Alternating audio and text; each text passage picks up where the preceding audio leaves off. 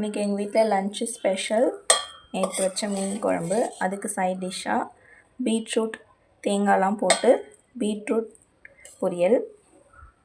இன்னொரு பொரியலும் இருக்குது, டபுள் பொரியல். இன்றைக்கி கோஸ், ஆனியன், கோக்னட்லாம் போட்டு சூப்பரான ஒரு கேபேஜ் பொரியல். சூப்பரான 2 வெஜ் பொரியல். இன்றைக்கி நேற்று வச்ச மீன் குழம்பு.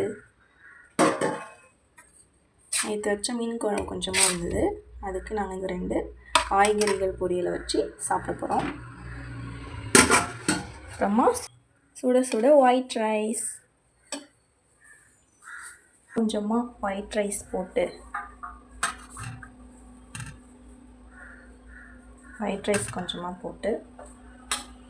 அதில் நேற்று வச்ச சூப்பரான சங்கரா மீன் குழம்பு இதை கொஞ்சமாக ஊற்றி.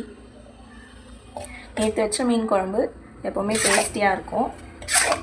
யாருக்கெல்லாம் நேற்று வச்ச மீன் குழம்பு பிடிக்கும்னு சொல்லிட்டு கமெண்ட் பண்ணுங்கள். அது கூட இந்த மாதிரி சூப்பரான வெஜ் பொரியல் செஞ்சு சாப்பிட்டு பார்த்தீங்கன்னா டேஸ்ட் வேறு லெவலில் இருக்கும். பீட்ரூட் பொரியல், பீட்ரூட் பொரியல் வச்சுக்கலாம். பீட்ரூட் பொரியல் கொஞ்சம், கோஸ் பொரியல் கொஞ்சம்.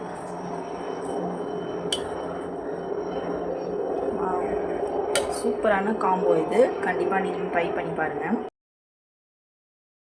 இன்றைக்கி நான் கோஸ் பொரியலும் பீட்ரூட் பொரியலும் கொஞ்சம் டிஃப்ரெண்ட்டாகவே குக் பண்ணியிருந்தேன். ஈஸியாக நம்மளுக்கு வேலையும் முடிஞ்சிடும், டேஸ்ட்டும் செமையாக இருக்கும். கொஞ்சமாக கோஸ் பொரியல் கூட மீன் குழம்பு சாப்பிட்டு பார்ப்போம்.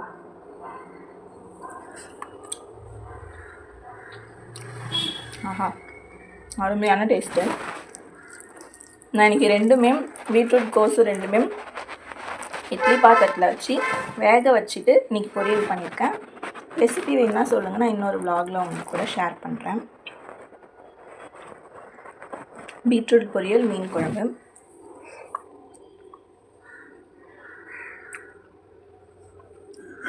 சூப்பராக இருக்குது டேஸ்ட்டும்.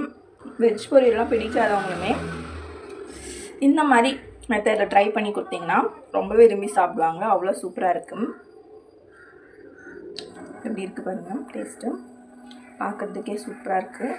வெங்காயம் நல்லா கண்ணாடி மாதிரி வெந்திருக்கு, அவ்வளோ சூப்பராக இருக்குது. நீங்களும் இன்றைக்கி உங்கள் வீட்டில் என்ன ஸ்பெஷல் சொல்லிட்டு கமெண்ட் பண்ணுங்கள். இந்த வீடியோ பிடிச்சிருந்தா லைக் பண்ணுங்கள். நம்ம சேனலை மறக்காமல் சப்ஸ்கிரைப் பண்ணிக்கோங்க. பாய்.